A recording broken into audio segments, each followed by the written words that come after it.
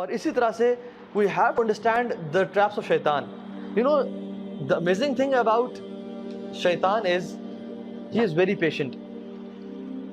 وہ بہت صبر سے چلتا ہے، آہستہ آہستہ آہستہ آہستہ آہستہ آپ کو لیتا جاتا ہے، حتیٰ کہ آپ وہ ایکشن ہم لوگ کر دیتے ہیں۔ شروع میں نہیں کہے گا کہ کسی کے پاس شیطان رکھے، نہیں کہے کہ بات سنو نماز نہ پڑھو، بات سنو زنا کرو، کبھی نہیں کہے گا۔ کیا بولے گا کہ ٹھیک ہے نماز پڑھ لو، اچھی بات ہے، بہت لازمی پڑھنی ہے، نماز نہیں چھوڑ سکتے ہو، لیکن ابھی تو 3 گھنٹے پڑھے نماز سے قضا ہونے میں، ابھی تو تم یہ گیم کھیل لو یا اس دوست سے فون میں بات کر لو، وہ جو تمہارا کام ہے پریزنٹیشن بنانی ہے وہ کر لو، بعد میں پڑھ لینا، ٹائم ہے ابھی۔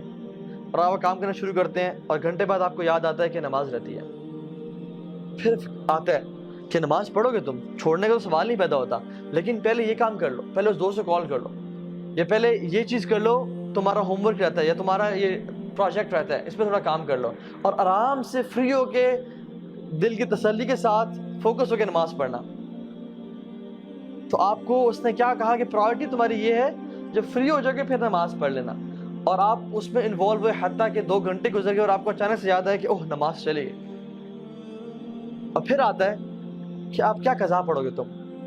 اور اب عصر کی نماز کا ٹائم ہو گیا ہے، تم نے فجر بھی چھوڑ دی، ظہر بھی چھوڑ دی، اب تم عصر کے سامنے اللہ کے سامنے کھڑے ہو گئے، اب کل سے 5 وقت کی نماز پڑھنی ہے، اور پھر آپ کہتے ہیں ہاں میں کل سے 5 وقت کی نماز پڑھوں گا، اور یہ کل کبھی نہیں آتا، حتیٰ کہ انسان کورٹ میں چلا جاتا ہے۔ یہ میں اپنا پرسنل ایکسپیرینس بتا رہا ہوں آپ کو۔ میں جب یونیورسٹی میں تھا، when I was not practicing، یہ تو میرا حلیہ بالکل بھی نہیں تھا، اور ہم لوگ برائی میں تھے، تو میں اس چیز کو سمجھتا تھا کہ نماز بڑی امپورٹنٹ ہے، لیکن ہوتا کیا تھا کہ چلو ابھی ٹائم ہے، پڑھ لیتے ہیں پڑھتے ہیں، اور کرتے کرتے ایک نماز چھوٹی، 2 چھوٹی،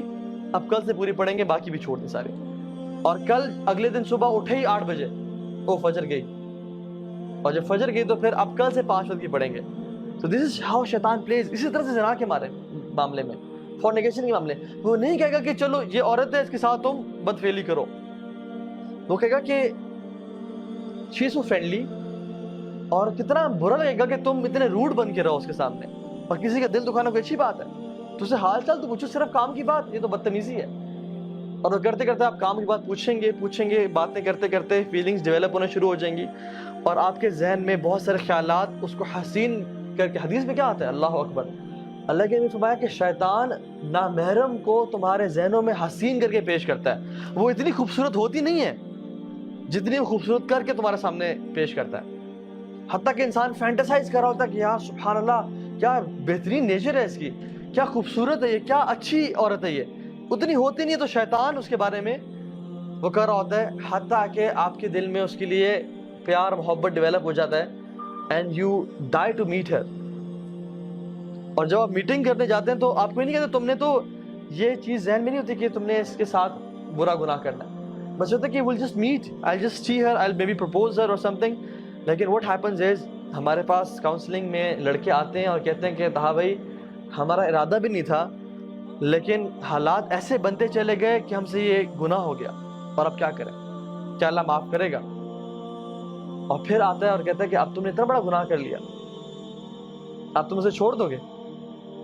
یا تمہیں اللہ تعالیٰ معافی نہیں کرے گا، تم کس طرح رب کے سامنے معافی مانگو گے، تم نے تو یہ پرومس کیا تھا کہ میں یہ گناہ نہیں کروں گا۔ تو اللہ سے بھی نا امید کرتا ہے۔ آدم علیہ السلام سے اس نے یہ گناہ کروایا نا، لیکن توبہ کروانا، کیونکہ فرسٹ ایکسپیرینس تھا اس کا آدم کے ساتھ علیہ السلام، توبہ کروانا جو ہے نا اسے نا امید نہیں کر سکا۔ آدم علیہ السلام نے کیا کیا، ربنا ظلمنا انفسنا وَإِن لَّمْ تَغْفِرْ لَنَا وَتَرْحَمْنَا لَنَكُونَنَّ مِنَ الْخَاسِرِينَ۔ تو اس نے ارادہ کیا کہ آج کے بعد میں ان کو گناہ بھی کرواؤں گا، اور کہوں گا کہ تم اس منہ سے توبہ کرو گے، 100 چوہے کھا کے بلی حج کو چلی۔ یہ جو باتیں ہیں نا کہ اللہ سے نا امید کر دینا،